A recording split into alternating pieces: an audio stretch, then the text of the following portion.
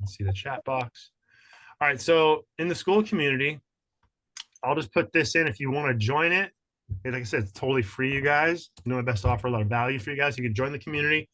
But in the school community, I want to show you guys in the community section right here. So you can go in. What's up, people joining on TikTok on Facebook? If you want the Zoom link, let me know. So you can go right here. This is the questionnaire, and you go through this questionnaire, and you can figure out what your dominant element is. It takes about probably 15, maybe 20 minutes to do this. And I'd love for you to share in the chat box what your element is. I'm curious to hear. And then here, this is a pretty long document, but it goes through 10 keys for each adaptation type. So like you guys, like this is a pretty thick book. So that's what I do in this academy. I take these amazing books and I break them down for you. And like, I love doing it because it makes me a master at teaching this stuff. And I make it easier for you guys to, again, to apply this wisdom. So I highly, highly recommend joining the free school community, filling out that questionnaire, and you figure out what your dominant element is. And this will really seriously help you on your healing path. Understanding that I'm a wood element, I'm susceptible to anger, but I've learned how to transmute my anger. So like everything that is like an issue for you can actually become a gift if you learn about your adaptation type. That's why 5-element theory is so powerful. All right, so like I said, join the school community, and if not, it's all good. I still love you. You're still loved if you don't join the school community, but it's free. All right, so let's get into today's presentation. So quick station identification for all y'all tuning in. Great to have you. So the aha, I found it. It's within me. AHA, Alchemy Healing Academy. It is a sacred online school and community devoted to the awakening and soul embodiment of humanity. Our guiding truth is simple. Know thyself, heal thyself. Inside our virtual temple, you'll find a rich library of transformational tools, practices, and teachings, all designed to support your healing journey with the guidance, support, and accountability you need to awaken your highest potential. You can join the movement at alchemyhealingacademy.com or reach out to yours truly directly, Odysseus, or Odylicious for short, to connect with the tribe and step into your role as a force for global transformation. We host a free community call every Thursday, and inside the academy, each month brings a new theme or topic to keep your growth journey fresh, funky and fresh, inspiring and aligned. And please invite a friend, you guys. Like my whole thing, the reason why I do these free calls each week, number one, I love teaching this. Number two, I want to start supporting more people to heal themselves. Have you guys noticed how Western medicine is getting really expensive and just makes you sicker? Put a 3 in the chat box if you've noticed. It's really expensive. Put a 3 in the chat box. Western medicine is very expensive and just makes you sicker. Put a 3 in the chat box if you agree with that. I'm gonna put a bunch of 3s because that's exactly what is going on. Very expensive and tends to just make you sicker. So only one person agrees, and thank you, Nicholas. At least Nicholas agrees. But let's get into and I'm disabled thanks to modern medicine. Yep, there we go. That's what happens. All right, so let's read a little bit, and I'll come back up to these pictures. So the keyword, make sure you are taking notes, you guys. This wisdom is super powerful. Make sure you are taking notes. So the key thing here is maladaptation. As I mentioned, this comes from this content from this book. I want to keep flashing this on you guys. Definitely buy this book. I highly recommend it. So the key thing to ask yourself is, which element are you and what is your adaptation type? Okay, because what happens is if you don't know your adaptation type, you will suffer from what's called maladaptation. And what this means is when a type is maladapted, okay, stress leads to elevated cortisol levels and premature aging. Okay? Now, what happens is, and this is a really cool, interesting point here, is people get lost, quote unquote, lost in their illness because of their inability to adapt. That's why knowing your element type is so powerful. You'll be able to adapt because you have strengths and weaknesses based upon your dominant element. And remember, you can join the free school community and do a questionnaire and learn about your adaptation type. I love teaching this stuff. It like literally have people like, oh my God, this makes so much sense. So the key thing here is knowing how to live in harmony with the Tao. Now, what is the Tao? The Tao is this. I tell all of my clients, I was telling a client today, I'm coaching this mother and her 14-year-old daughter. It's been really, really amazing working with them. Welcome, Kim. Great to have you. And so the whole key, I tell my clients, this is our roadmap. It's understanding when you're in your yang energy, when you're in your yin energy, ascending and descending energy, and bringing these energies together. And we'll do a meditation later about bringing this down to what's called our lower dantian, deep within the belly. Okay, so learning how these energies work within us. And actually, each element has a yin and a yang too. Like an example, I'm not going to get too deep into this, like the metal element, the lungs is the yin element and the colon is the yang aspect of it. So this goes very, very deep. Like I said, this is why we do this topic for 2 months, because it's so powerful. But let's get into these pictures here real quick. So I'm going to just flash this on you guys for a few moments. And as you discover your element type, your dominant type, like I'm a wood element, I'm a pioneer, I'm competitive, I like challenges. The season is a spring. I'm in my season right now. The organs of the liver and the gallbladder, and the specific parts of the body. My emotion is anger that I have to work with. I get, like, one of the things about the wood element, you really struggle with the injustices of the world, which is so true. I look at the world, I'm like, why are we living like this, right? But it's actually associated with my element type as well. So if you look at that just for a moment, some of you have already taken the questionnaire and you know your element. And like I said, there's a bunch more information in the Academy to support you with understanding your adaptation type. If you want to go really deep, highly recommend the book. So another way to look at this is understanding the different organs. Okay, as I said, there's like a dominant organ, and there's 5 primary organs associated with each element. So we have the heart, which is the fire element, the spleen or stomach, which is the earth element, the lungs, which is the metal element, the kidneys, which is the water element, and liver, which is wood. You can see how certain emotions or energies are associated with each element. And so you know what you're more susceptible to. Like I'm a liver or wood dominant, and I'm a water is my secondary. So knowing this actually helps me to recognize what I'm more susceptible to in terms of disease. And the reason why I love this, and as many of you know, I have my book on Shadow Awakening. This actually helps with shadow work a lot. For those of you watching it online, my book, it's free on Spotify to listen to. You can also buy it on Amazon. But I'm not just trying to sell you guys my book, but this information really actually helps you with identifying your shadow based upon your dominant element, which is really very powerful, you guys. Like I said, Western medicine is pretty expensive, so learning how to heal yourself is really, really powerful. Now, let's get into this good stuff here. I'll definitely take notes today. We're dropping some great wisdom bombs on you guys. So adaptation, cortisol in the brain. I know I talk really fast, but I'm going to do my best to slow down here, but still get through this information. Now, modern stress research owes its origin to Hans Selye, hope I said that right, who first described the concepts of adaptation in humans as the general adaptation syndrome, GAS, general adaptation syndrome. And please take notes, you guys, write it down. Written once is 10 times read. I know we're all using AI to take notes and all this shit. I'm using AI note taker, but write this stuff down. This stuff will stick in your brain better. So general adaptation system, gas, like you have your foot on the gas pedal and you have elevated cortisol levels. To put that image in your brain, this is how most of society is. We're in that yang energy, the fire energy. We have too much elevated cortisol levels, leading to dysregulation and inflammation in the body. So in animal models, Selye found that certain types of stress to which the organism could not adjust led to dramatic changes in the adrenal system and the brain. You'll see why I'm reading this to you, why this book is so valuable. In his groundbreaking book, The Stress of Life, Selye described the general adaptation system, or GAS, as the sequential stages of the stress response. In acute stress, such as an accident or other threat to survival, the body immediately responds with the alarm reaction, secreting epinephrine, adrenaline from the brain and adrenal glands, has to do with the kidneys. Now, sweaty palms, increased heart rate, hypervigilance, and rapid breathing prepare the fight or flight response to ensure survival. Though Selye described the alarm stage as short-lived and in the context of immediate life or death situations, I've observed many of my patients remaining in this stage chronically. I have observed many of my patients staying in this stage chronically. This is very important because people become addicted to this stress response. And this leads to an enormous amount of discomfort and anxiety. I'm literally working with a few clients right now who are suffering from this. They are chronically in fight or flight mode. Do you guys want to spend a bunch of money on drugs or actually learn how to heal yourselves and your nervous system? We're going to get into that later. We're doing a meditation into this presentation. Thank you for all the hearts on TikTok.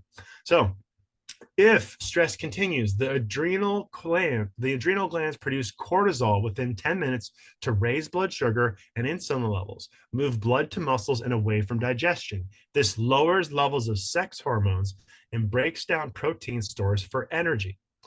Selye designated this adapted stage since it promoted survival even at the cost of long-term health. You guys see how important this is? Selye designated this the adaptation stage since it promoted survival even at the cost of long-term health. What I'm going to teach you guys is how to not die as quickly, literally. The adapted stage will continue as long as there is the perception of a threat, or real or imagined. This is why people have trauma and it's stuck in your brain. This is why you don't do your shadow work. You will actually age faster. This is proof. Continued stress eventually leads to the maladapted stage in which the body starts to break down from the effects of elevated cortisol. This is the biochemistry of premature aging. Please take notes, you guys. This is so important. This is the biochemistry of premature aging. What's the point of making lots of money if you're going to age prematurely? Please apply this wisdom to your life. Now, later research has shown that the brain itself changes in the face of chronic stimulation, leading to an increased risk of life-altering disease. It is only recently that neuroscience research has begun to shed light on the mechanism of adaptation. With the advent of functional MRI and PET scans, researchers have been able to identify the effects on the brain of stress and poor adaptation. When the main hormones of the stress response are adrenaline, epinephrine, and cortisol, when a person responds to any long-term stressful situation, they first ramp up production of epinephrine, then cortisol to cope with that life challenge, whether illness, family issue, job, stress, or physical or emotional trauma.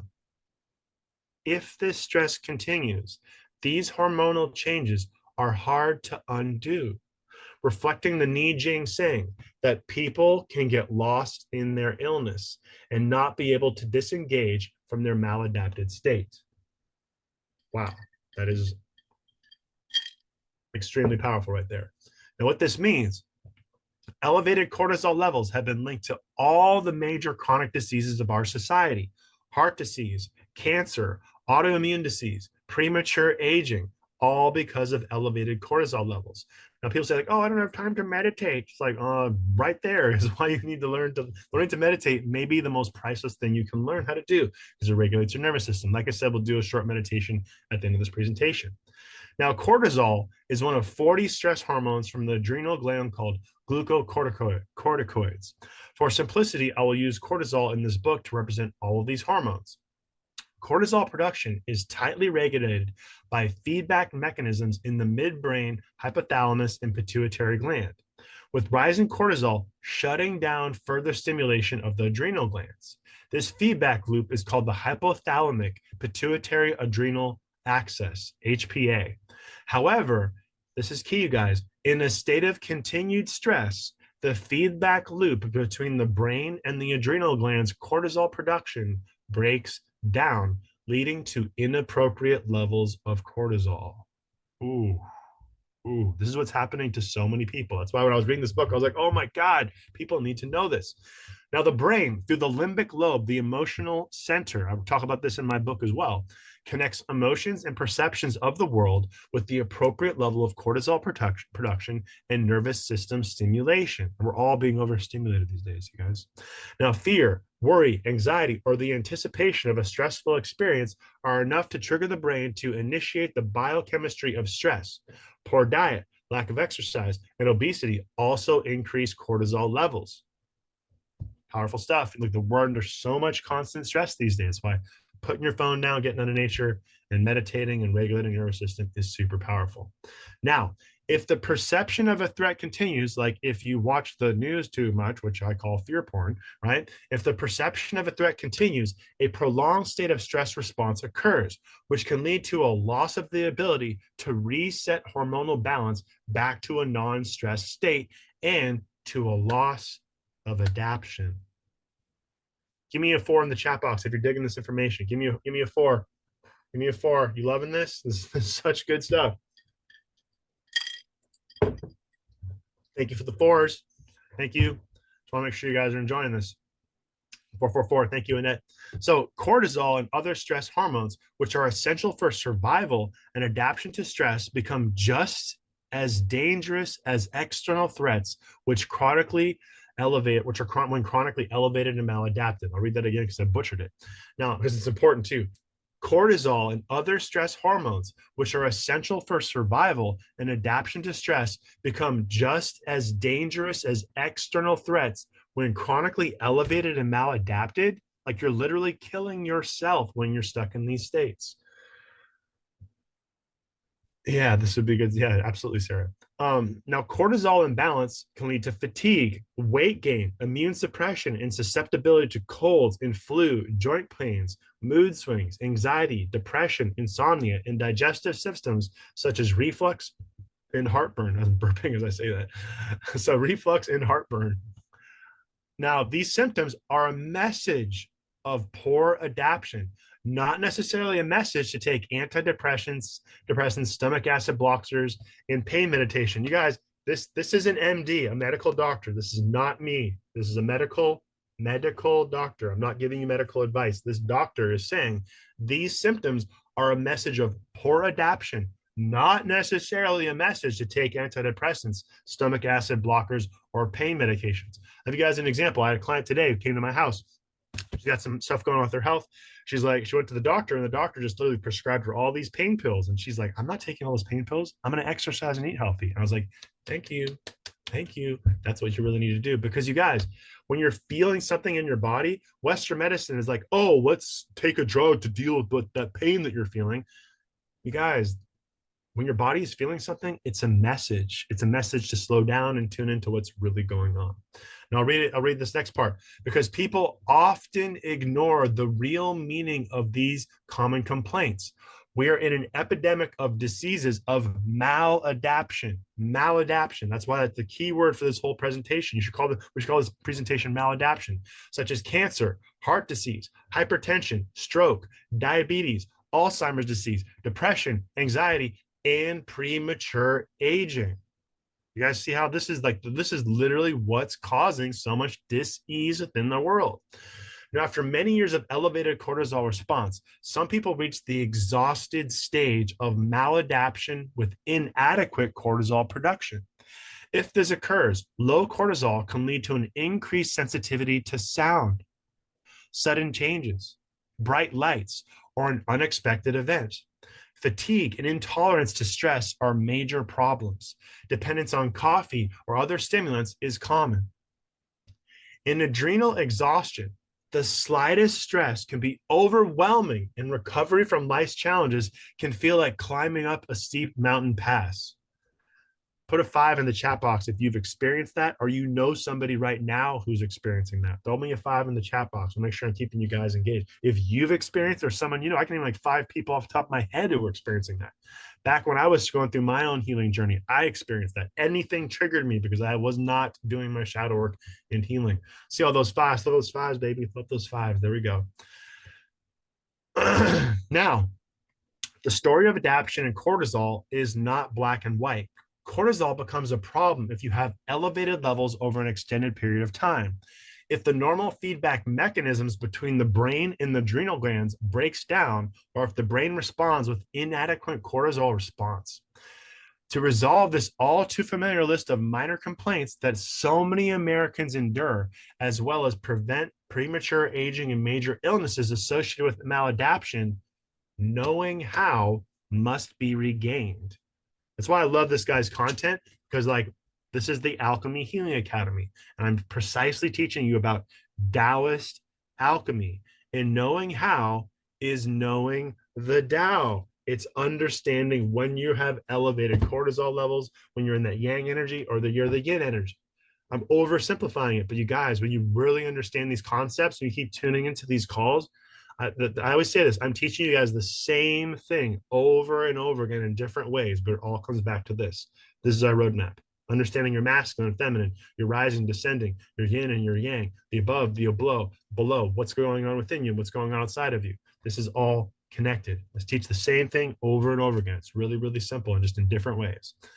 Now, we have this little image here, and I'll only just leave it up here just for a second so you can see what your element type. Like for me, I'm a wood element. I expect to get my way. My perception is that I'm blocked. So that's like my shadow, and my stress response is anger and frustration. But knowing my adaptation type, I can recognize or I'm blocking myself, you guys, like, or I'm attracting people who create those blocks for me. That's why this is so important, to understand your adaptation type. My secondary element is the water element. My expectation is to feel safety, but I'm looking for dangerous threats. And my stress response is fear. But if you do the work to understand your adaptation type, these things will not affect you. Just a reminder, and I'll put this in the chat box just because a few of you have joined us, you can get into the community for free and join these calls. Oh, there it is. I'm going to put it in the chat box so you can get into the community and fill out the form, and then you can learn your specific element type. I'll leave it on there for a few moments. Got my orange hibiscus tea. It's so good. 75 degrees out here in the Bay Area. All right. So power of the 5 elements. For some people, the inability to disengage from stress greatly diminishes the production of stress hormones. This reduction is a protective mechanism instituted by the brain to prevent the terrible long-term consequences of elevated cortisol. The breakdown of the normally finely honed control over the production of cortisol also has dire consequences: a loss of resilience, an increased vulnerability to stress, fatigue, and depression. At this stage, people lose what the Ni Jing calls the root of life, where newness and aliveness arrive from moment to moment. And that's why you meditate, because you stay in that space where you're like a young child, the newness and aliveness that arrives from moment to moment. And the Ni Jing, I don't think I have it here. It's in my backpack, but that's not an easy book to read, but I have it. I've been reading it. But let me read that again, okay? At this stage, people lose what the Ni Jing calls the root of life, where newness and aliveness arrive from moment to moment. Lower cortisol response is also linked to chronic inflammation, which contributes to heart disease, cancer, Alzheimer's, and diabetes. There's so many different diseases where what causes it? Rheumatoid arthritis, fibromyalgia, heart disease, cancer. We don't know what causes it. You guys, people are maladapted. Doctors aren't talking about this. Well, this guy is. This guy knows what he's talking about because he's blending East and West. Okay. Not to hate on doctors. A lot of great doctors out there, but if they're not blending these Eastern, Sarah, it's right here. The book, Power of the 5 Elements. Highly recommend this book, you guys. This book goes very deep. I'm giving you a crash course in this book. Shout out to our buddy Charles Moss. I believe he lives in San Diego. But let's keep going. So post-traumatic stress disorder, PTSD, there's also CPTSD, in which a severe stress in the past greatly affects perception in the present, is one example, of this loss of resilience. Let me say it again because I burped through it. So post-traumatic stress disorder, in which a severe stress in the past greatly affects our perception in the present, is one example of this loss of resilience. I was with a client today, a mother, and she was telling me how she had this extremely traumatizing event a few years ago, and she's reliving it over and over and over. I'm teaching her self-hypnosis. I'm teaching her shadow work. I'm also working with her daughter. And so this stuff is really, really powerful, you guys, because what happens is you lose your loss of resilience. That's why this maladapted state and understanding these different elements is so freaking powerful. I cannot stress this enough. Now, studies show the majority of people with this problem have lower cortisol levels. Without adequate cortisol response, adaptation to additional challenges is impossible. This is one reason that post-traumatic stress, where regaining aliveness and newness is a great challenge, is so difficult to recover from. This is why you need a community. You need someone teaching you this stuff like I'm doing for you guys. And I want you guys to learn this and teach the people that you love. This is how we take our power back from a broken medical system, you guys. Now, the science of adaptation mirrors what the ancient Taoists knew. The path to healthy aging depends on a continual state of adaptation, which is the opposite of maladaptation, which is the root of why people are sick. They are maladapted. So let's do a little case study. I added this because she had lots of case studies in her book, or his book, excuse me. Sorry, Charles. So an example. Larry was an example of loss of adaptation. He was 45 years old when he first saw me with a long list of problems, including severe fatigue, muscle pain, allergies to food, mold, and even chemicals such as varnishes, paints, and pesticides. He'd been an artist, but was no longer able to paint because of the severe pain caused by exposure to these materials. Larry had been ill for many years, was in a failing marriage, and essentially given up any hope on ever improving. He had grown up in a family with a cold, distant mother who divorced his father when Larry was 12 and remarried soon thereafter. His stepfather, jealous of Larry, made him feel even more unloved. This set the stage for many of his later problems. When we first met, I could see how much he was suffering, not just physically, but emotionally and spiritually. He had, in a way, become his illness. He had become his illness. The environmental sensitivities and the fatigue. He needed to disengage from this identity. And I'll stop there because you guys, all change happens at the identity level of our consciousness. Many of you on this call, you're at different levels of your healing. But if you identify as a victim, if you identify as not being worthy of love, if you identify as money doesn't grow on trees, your identity will limit you on all levels. This is why I teach shadow work. This is why we teach Taoist alchemy, to get to the root of you shifting your identity. So let me say it again. He needed to disengage, be more yin from his identity. When he understood that the lack of unconditional love and rejection he experienced as a child had injured the energy of the fire element, he was able to see how the illness was a message to change. This led Larry to leave his marriage and start fresh, understanding that to recover from his illness, he had to become more open emotionally, look for more fun in life, and work to express his loving nature. So, guys, the reason why I put this example in here is when you recognize what your dominant element is, you see where your weaknesses and strengths are. So definitely fill out the questionnaire. Thanks, Nicholas. Sorry, Charlie. So Larry viewed the world through the fire adaptation lens type. And as I mentioned, check this out in the school community. It's really valuable, you guys. So example of being the fire type, he's not feeling love, not knowing how to open his heart. That's so many people. So not feeling love, not knowing how to open his heart to others, confused and anxious. The underlying vulnerability played into his allergies and sensitivities, which are often the result of an inability to sort out input and protect one's inner feelings. Eventually, Larry did open up to the affection of his friends and decided to simplify his life and become more engaged with nature through long walks on the beach. Gradually, his allergies and chemical sensitivity disappeared because he became adapted. Patients like Larry reinforced my desire to understand how a word spoken at the right moment, information about adaptation types, or a well-placed acupuncture needle can stimulate such profound change. He's actually an MD and acupuncturist. Really powerful stuff. Thank you for all the hearts. So, where was I? So I appreciated the concept in Chinese medicine that all health is dependent on energy balance. All health is dependent on energy balance. Am I selling you guys the yin yang? Actually, just bought some more stickers of these. I got some new ones. Look, put them everywhere. Right? I'm going to give them out to my clients. Want some yin yang stickers? I should be sending these out to you guys. So, and yeah, just Sarah, since you asked, if you go in here in the community and you sign up for it's a free community. You come here, here's the questionnaire right here. You can click that and you can answer the questions, and I give you 10 tips for your adaptation type once you figure out what it is. Like I said, it's a long document. So definitely check that out, Sarah. You guys, like I know I keep coming back to this, but like it really will help you a lot. It's free. I just organized it all for you. All right. So current research has shown that expectation and perception can greatly intensify maladaptation. Let me read that again because it's so important. Current research has shown that expectation and perception, I'm yelling it for the people in the back, can greatly intensify maladaptation, okay? In my patients, I have seen that the maladaptive response is often triggered because expectations colored how they perceive the situation. When expectation does not match the actual experience, greater stress occurs. Ooh, that's all of us. That's me, you guys. Let's say you expect your teenage daughter home from a date at 11 p.m. and she arrives at 10:50. You're glad to see her and appreciate her following your rules. No stress, no sweat, no stress response.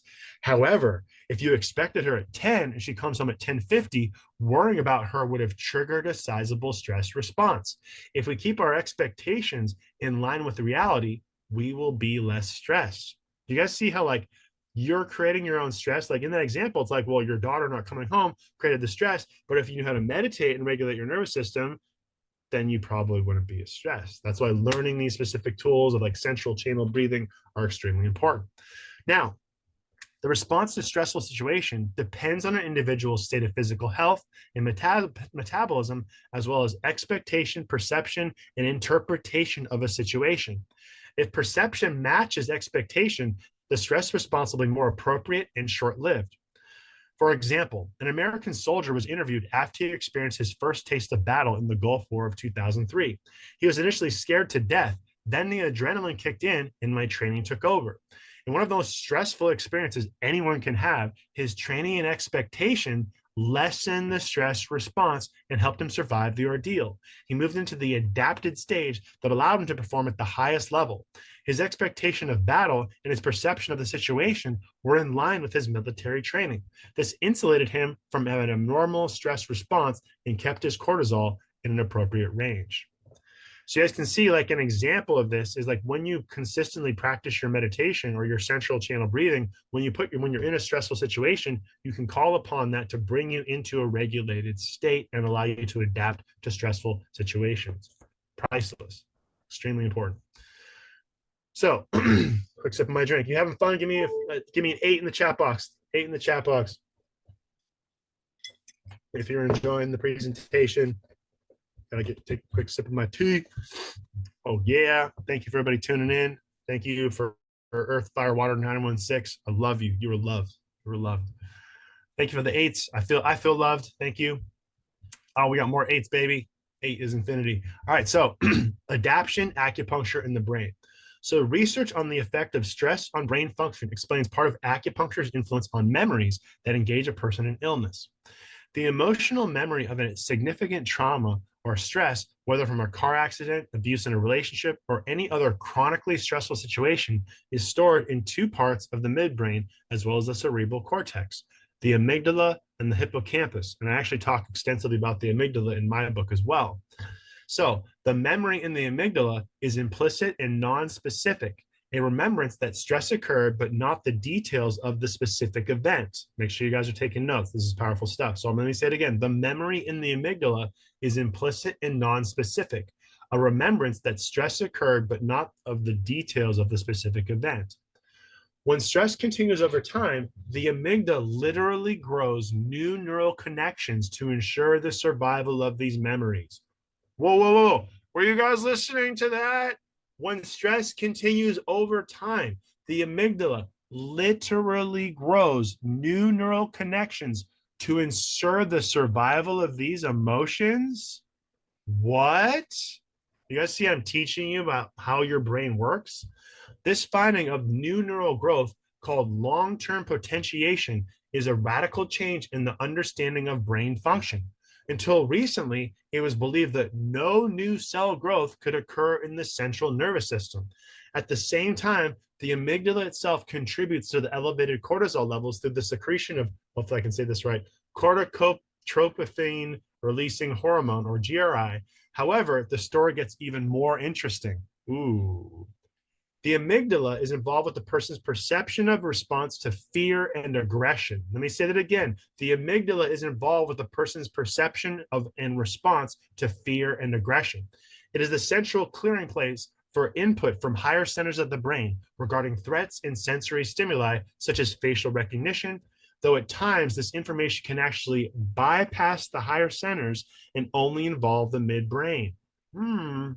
Vaguely remembering a situation is dangerous. Seeing a face in a crowd that triggers a fear response, but not knowing why, leads to an exaggerated stress response to subtle inputs. Just like last month, we were doing Chinese face reading, right? Now, the amygdala has connections to many parts of the brain and is a major source of cortisol, which controls secretion of cortisol and epinephrine and impacts both the initial fight or flight response to danger and stress and the later allostasis, the allostatic load. This is really important. If you're writing notes down, write down allostatic load. In addition, the amygdala sends neurons to the sympathetic nervous system to further activate fight or flight response, rapid heart rate, shallow breathing, and hypervigilance. Do you guys understand? This is why people get sick and stay sick, okay? Most importantly, it sends emotional information to the prefrontal cortex that colors perceptions of events and memories, allowing past trauma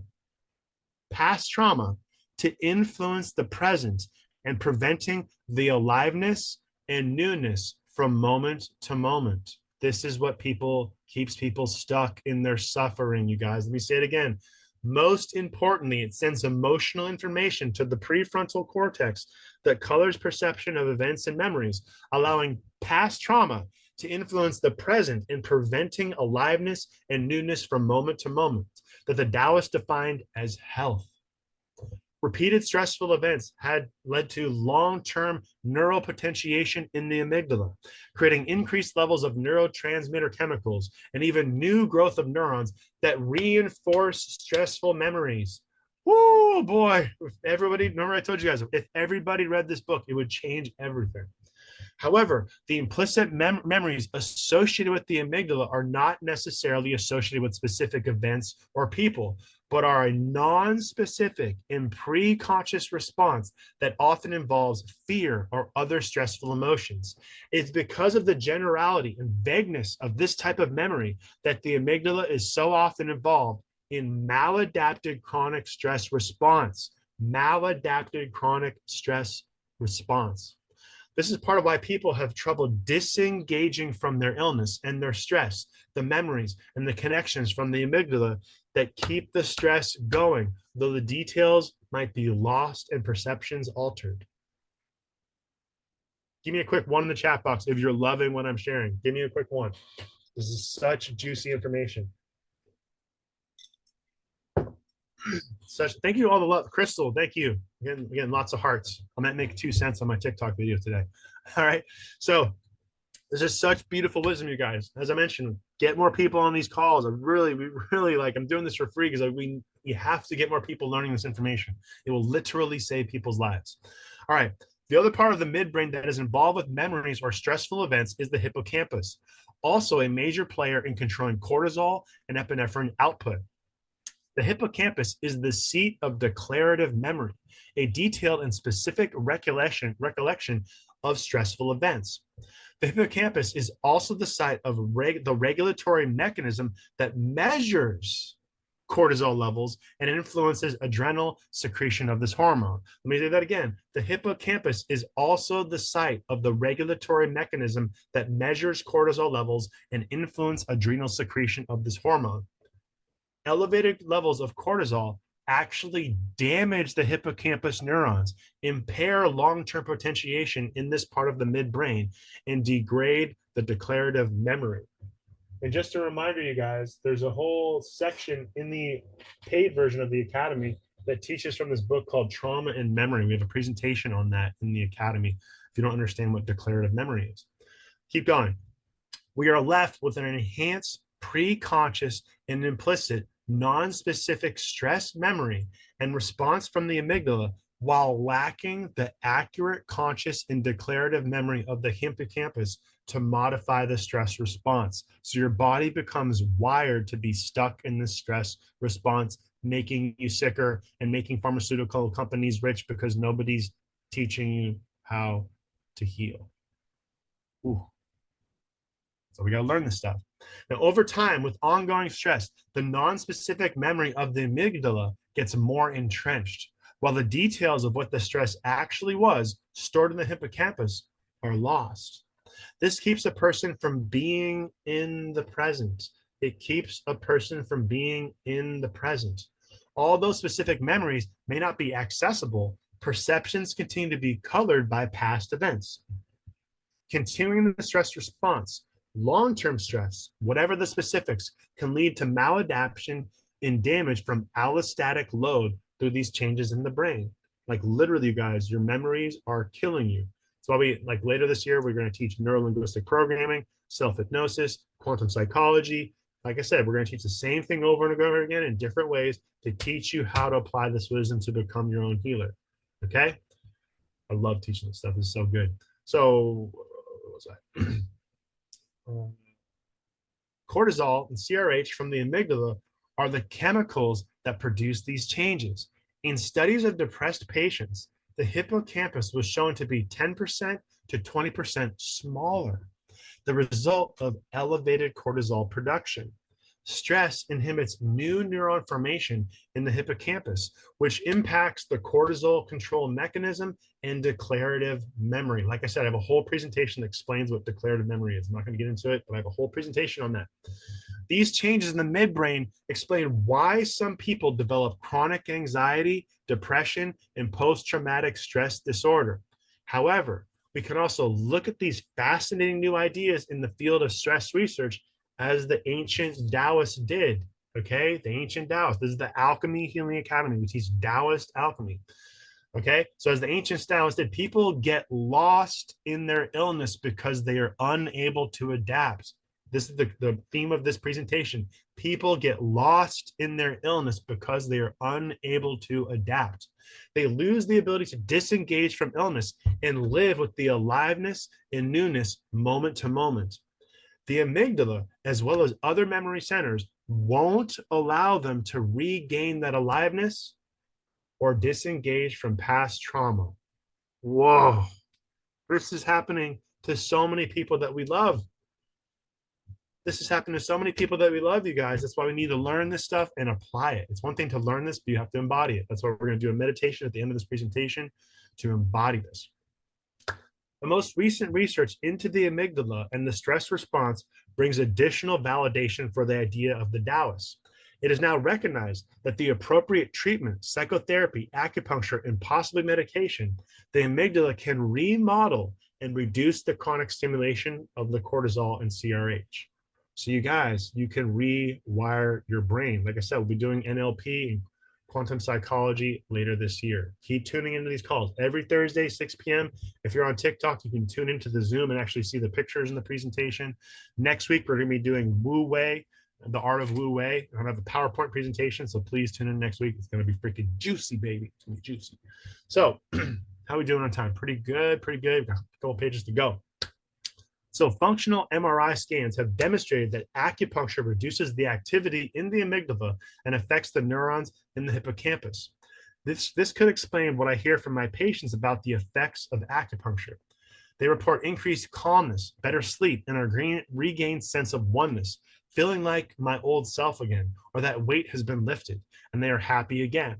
More than symptom relief, acupuncture is able to reduce the enhanced memory of distress from the amygdala and free the person to experience life without the stress, regaining their sense of aliveness and newness.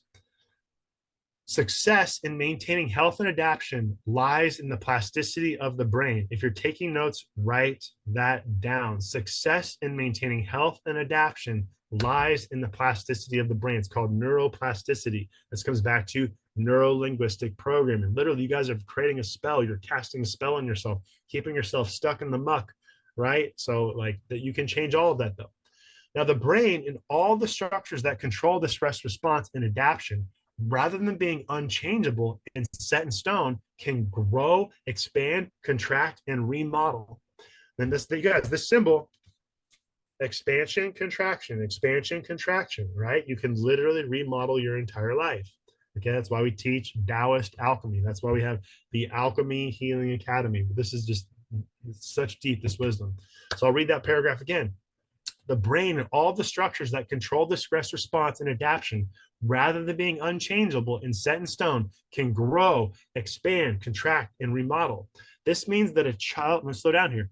This means that a childhood experience of poor parenting or the loss of a parent or any other traumatic event that appears to lie at the root of lifelong maladaptation does not have to continue to affect the person in a negative way. Whew.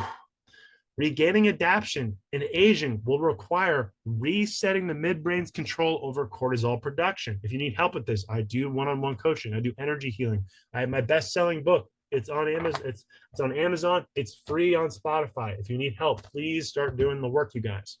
Now, controlling cortisol imbalance and preventing allostatic load don't just happen. They take work. We call this the great work. You don't get biceps just doing one workout, you guys. You got to work on this stuff, okay? And one of my favorite quotes from quantum psychology, which we'll be doing in 2 months, quantum psychology is not a spectator sport because things are going to trigger you. But when you have greater awareness, you'll recognize your triggers, and those triggers will set you free. Now, The first step in regaining adaptation is to increase the recognition of what triggers the stress response. Let me read that again. It's so important. The first step, you guys, in my book, I say the first step's awareness, and this is what it means.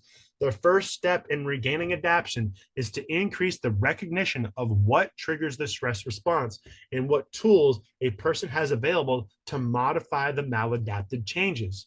With that information, appropriate dietary habits, nutritional supplementation, meditation, and exercise, recovery from maladaptation is more likely. You guys, I used to run gyms. I teach meditation. I got my degree in nutrition. If you need help or know someone who needs help, please reach out. I love teaching this stuff and helping people. Now, each of the 5 adaptation types creates expectations and perceptions in different ways. So we're going to go over a little bit over each of the 5 adaptations right here. So the wood adaptation, which is me, expectation is to get their way, to have control, to direct others, and to structure their environment. When this does not happen, their perception is that they are blocked, inhibited, and impeded unjustly. Their stress response is anger, anxiety, frustration, and blame, possibly leading to such symptoms as headaches and muscle problems. That's all stuff that I used to experience, but I did the work and I've healed from that. Fire adaptation types. Expectation is to find excitement, true love, affection, and intimate friendships while feeling protected emotionally. When relationships go awry, their perception is of vulnerability and rejection, possibly leading to anxiety, insomnia, and emotional withdrawal. Their stress response is often to lose the ability to experience feeling or joy, feeling emotionally flat, and fatigue. So you have somebody's feeling fatigued, there might be a fire adaptation, has to do with your nervous system. Earth adaptation types. Expectation is to get their needs met and find satisfaction and contentment through family and community. When this does not happen, their perception is to feel ignored and insecure. Their stress response is to seek sympathy, attention, and understanding. It could also involve unhealthy eating habits, sinus problems, and digestive disorders. Metal adaptation types. Expectation is to find the deeper meaning in life, perfection in themselves and the world, respect, morality, and properness. Their perception when under stress is of being devalued or dismissed, treated without appropriate respect. Their stress response is depression, isolation, and in the extreme, adopting an almost fanatic rigidity about right and wrong. Symptoms include respiratory problems, depression, and severe melancholy. You guys, like, you'll notice that certain parts of your body are a reflection of these different types because different organs are associated with the different elements. That's why when I found this out, I was like, this is a roadmap to healing. Water adaptation types. This is my secondary adaptation type. Expectations that they can be safe and can overcome obstacles and challenges. Their perception when maladapted is often that life is dangerous, unpredictable, and terrifying. Their stress response can be paralyzing fears, fatigue, and immobility. Symptoms can be back pain, which I used to have, joint problems, and neck pain, which I used to have, and an inability to recover from stressful situations. So we're almost done here. How close are we? Right there. So each adaptation type has its own challenge, and to stay in the moment and connect to aliveness and newness. Whether they are able to do this is determinant of health and well-being throughout life. When a type is maladapted, stress leads to elevated cortisol levels and premature aging. That's why this is so important to learn. Do you want to get sick and spend a lot of money on drugs and doctors and therapy? This isn't for you. This is not for you. If you want to heal yourself, this is for you. Am I selling you guys on this enough? I just love teaching this. Now, beyond the specific needs each type has, as a society, we could all benefit from the message from the ancient Taoist teachers, right? We could all benefit from the message from the ancient Taoist teachers. This is powerful. Cultivate stillness and find quiet and peace in your life. Connect to your inner world through meditation to balance the materialism and outward focus of our culture. Work to be in the moment. Lead a life that honors service to others. Allow the spirits, which is next month's topic, the 5 spirits, that dwell in your heart to bring the joy of love to others and to yourself. Above all, be true to the power of your inner nature and your adaptation type. Like I said, next month, 5 spirits is actually a spirit associated with each of these elements. And that's all next month. This book is freaking juicy. All right. Increased levels of cortisol have many physiological costs. Energy is required to deal with the stressor, which is whether it's running from a tiger or dealing with an obnoxious neighbor. Energy is mobilized through storage sites in the body, resulting in an increase of glucose, proteins, and fat in the blood to fuel the muscles. This can lead to the unwanted outcome of insulin resistance, a greater risk of heart disease and diabetes. Elevated stress hormones also inhibit digestion and have been associated with ulcers, intestinal disorders, and irritable bowel syndrome, a condition of abdominal pain, bloating, and alternating diarrhea and constipation. These and other stress-inducing digestive problems and poor function of the small intestine and colon can lead to malabsorption of nutrients and to nutritional deficiencies. Acid blocking meditations taken by many people can also worsen malabsorption of key nutrients. The resulting nutritional deficiencies open the door to many other medical problems. So we'll stop there. Make sure you check out the school community so you can find out your adaptation type. Drop it in the chat box again for you guys. If you haven't already done that, it's free, right? I'll show you guys right here one more time. You go in here in the community. I'll let you guys in if you haven't signed up yet. You go here, 5 element questions, find your dominant element. You're going to fill out this questionnaire. Bada bing, bada boom. Takes you like maybe 20 minutes to get through all this. Okay, and I'd love for you to put a comment there, what your adaptation is. And then you can click here, and it gives you 10 keys. 10 keys, if it works, for each adaptation type. I guess it just froze. Gone. But you can go in here and you can look at and you get 10 keys for each adaptation type and learn more about each of these different types. So refresh that, see if that works better. So do you have any questions? There you go. See, this is a really long document, but 10 tips for each element. See, fire element, bada bing, bada boom. There we go. And also make sure you check out the actual website, Alchemy Healing Academy. I do have a paid version of our website too. It has a lot more free content. Also next month, we have this, or next week, we have this presentation, Wu Wei, the Art of Effortless Living. We're gonna go really deep into what Wu Wei is and what happens when you balance out these 5 different element types. And this is freaking powerful. You can find that on the front page of the website, alchemyhealingacademy.com. Please invite your friends, your family, bring your pet goldfish, whoever you think would benefit from this information. Thank you to Denise. Just for a few minutes here, any questions, comments, feedback? Did you have fun? Did you enjoy the presentation? You could say something in the chat box or remain completely quiet and stare at me. And just... I can talk all day, you guys, but if anybody has anything to share, say, Ody, I hated that presentation. This is stupid. Thank you for everybody who tuned in. Very grateful for the support. I got 3.5 thousand hearts today. Oh boy, 3.5 thousand hearts. That's pretty good. And nobody on Facebook, but it's all good.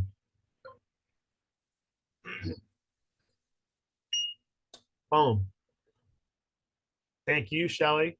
Grateful. And like I said, every Thursday I'm doing this, you guys. Like I love teaching this stuff. But the cool thing for me is like I'm becoming a master at teaching all this stuff. But I want to get this information out to as many people as possible. So tune in every Thursday. When you join the free school community, I do I take notes of all these presentations and I put the summary up in the free school community so you can get access to that. And the recordings are all in the actual paid community. You get access to meditations. You can also sign up to do coaching with me too. I have it affordable where if you want to work with 15 minutes a week, we can do that. I do energy healing sessions as well. So whatever your needs are, please let me know. I'm here to support you. I actually teach people how to become healers too. And also, the most basic way to work with me, my book's free on Spotify, $20 on Amazon. All right, I'm enough selling myself, but I'm selling you guys on yourself. That's what I'm really doing. I'm selling you guys on becoming your own healers. So let's do some meditation. Who wants to meditate? Let's do it. Whoop diddy whoop. All right, we'll do a short meditation. You don't have to have your camera on. I'm going to turn my camera off. And what we've been doing lately is we always start with central channel breathing. Got a few new people on here. So the key thing here to central channel breathing is we're taking our yang energy, right, which is up in our head, right, and we're bringing it down into our belly. This is called our lower dantian. We want to train ourselves to bring our energy into that lower dantian. So we'll do that for a few minutes, just central channel breathing. And I'll guide you guys. That's pretty simple. Just holding your attention in your belly.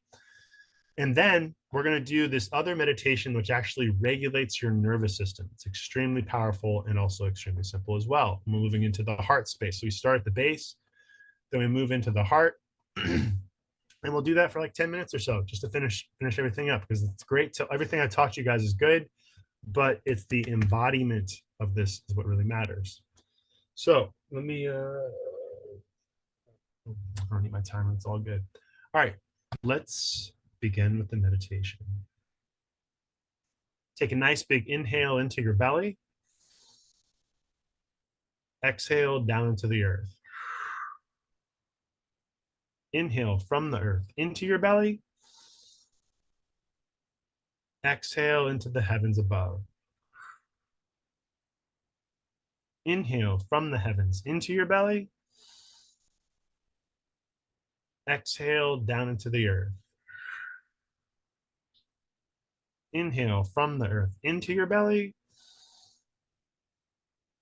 Exhale into the heavens above. Inhale from the heavens into your belly. Exhale down into the earth. And just keep that rhythm going at your own pace. But imagine you're bringing Father Sky and Mother Earth into that space deep within your belly. As you inhale, imagine you're charging up this battery or filling up this golden treasure chest deep within that belly space. And to see how slow you can go in this space, just honoring one breath at a time, slowing down your mind. And if any thoughts arise for you, just imagine they're like clouds in the sky. Just let them blow away with the wind and keep holding your attention in that space just below your belly button and deep within your belly. Keep charging up that space, bringing the energy from above and below, and just filling that belly with gold, with life force, with chi energy. And as you exhale, imagine releasing any energies that do not serve you, any stagnant thoughts, any limiting beliefs, or any stagnant emotions that you're holding within your body. As you're working with these breaths, be as forgetful as you can be. Forget who you are. Forget everything going on around you. Forget time exists. Just shift your attention into the timeless now, in this sacred space, awakening the above and the below within you. Keep breathing deeply, surrendering, relaxing, letting those shoulders just come down. We're surrendering and relaxing your face. And just let go of all thoughts, attachments, or striving to accomplish anything. Imagine you're bringing heaven and earth together within you, allowing your body to be a bridge. And just keep holding your attention deep in that belly space, settling as deeply as you can into this present moment, and allowing everything to just unfold naturally for you in this space. As you hold your attention in that belly, imagine being in this very receptive mode. As you charge up that battery deep within the belly, imagine you're also charging up this magnet deep within you, effortlessly attracting everything that you are worthy of: the health, the wealth, and the relationships. And just feel that energy being effortlessly drawn to you at this time. Continue to relax, becoming more attuned, and just feeling yourself falling into this state of loving awareness. Keep working with those breaths, And then begin to work with this image of a tree. Imagine that your body is this beautiful tree. And as you exhale into the earth, exhale into the heavens, releasing any energies that do not serve you. But imagine you're growing these beautiful roots deep into the earth. Imagine you're growing these beautiful branches up into the heavens. And just keep working with those energies from above and below, charging up that energy in that space. Just extend those roots all the way down to the very core of the earth. No shallow roots here, just extend deeply into the earth. And imagine those branches above you extending all the way up into outer space. And just feel this expansive presence from above and below. And keep holding your awareness deep within the belly. Just keep working with that beautiful image of the tree, working with the wood element, or what's called the quintessence, and just bringing the above and the below within you now in this present moment. And just get a few more breaths, working with the central channel breathing, feeling that calming presence throughout your body.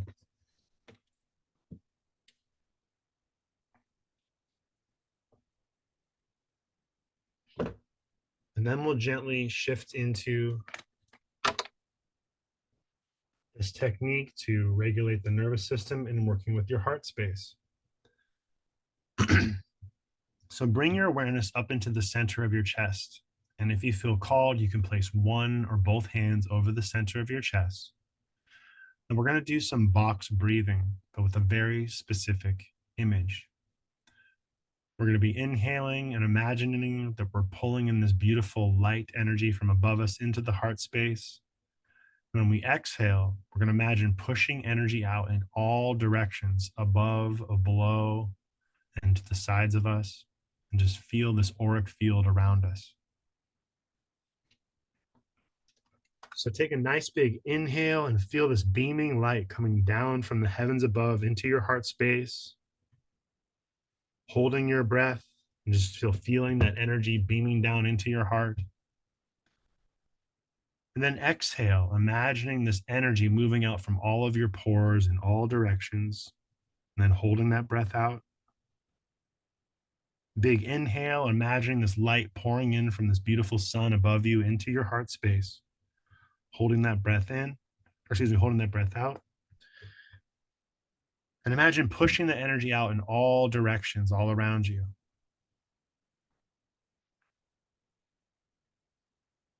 And then imagine drawing in this nourishing energy from above you, inhaling that beautiful energy, holding it into your heart space.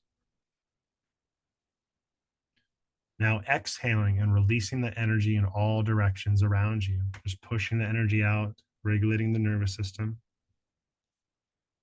Then inhaling, feeling this light pouring down from above you into your heart space and holding that breath. Then exhaling and releasing that energy and feeling that energy moving out in all directions, above, below, and to the sides of you. And inhaling, pulling in this beautiful light from above you into your heart space and just filling up your heart and holding that breath. And exhale, releasing that energy in all directions. Just feel it pouring out from your pores, out of your feet. Inhale, feeling that beaming light coming from above into that heart space and filling you up. Exhale, feel that energy moving out in all directions, and just holding that energy out.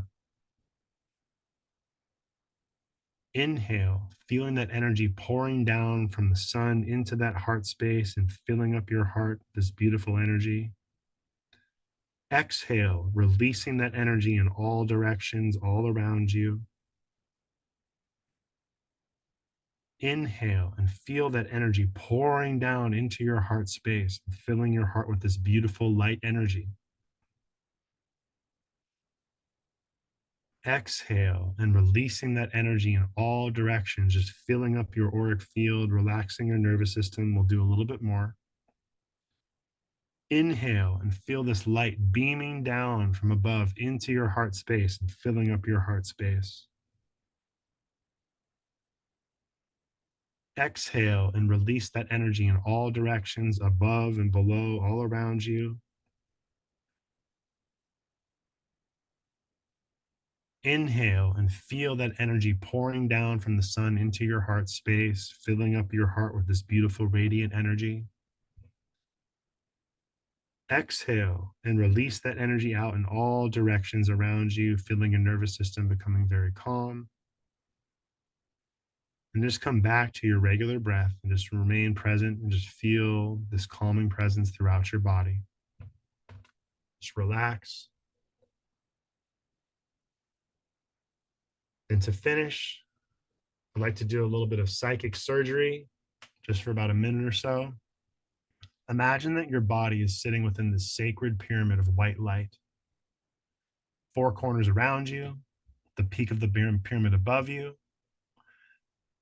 And just imagine that beautiful white light just purifying your energetic body. And just relax in that space, and we'll do a minute of silence, just allowing that pyramid of white light to completely purify your body. So just inhale that white light, allow it to purify your inner being, and we'll do 1 minute of silence as you do so.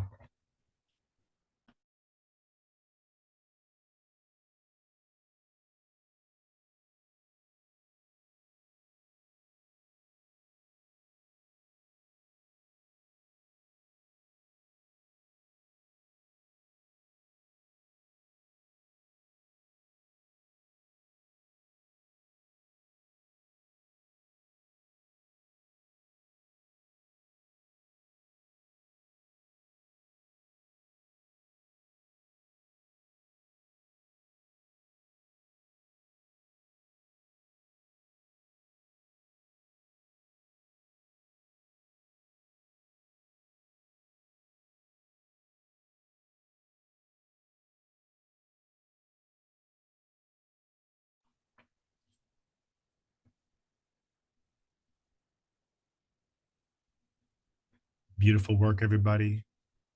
Thank you so much for tuning in. As always, it's a pleasure to guide you. I really love teaching this information. I've been teaching it for a couple of years, and I always learn new stuff. Just a reminder, next week is Wu Wei. We'll be teaching the art of effortless living, a really powerful PowerPoint presentation. So please invite some friends. The more people we get in these calls, the more we actually heal the whole planet, because we are all connected. I'm actually going to be in Ohio for the presentation next week, so I'm excited about that. Should be interesting being at an Airbnb out in Ohio with my family. So I'll be in a great mood, great spirits. But as I always say, I like to finish our calls by reminding you guys, the work you do on yourself doesn't just heal you, it heals the collective of humanity.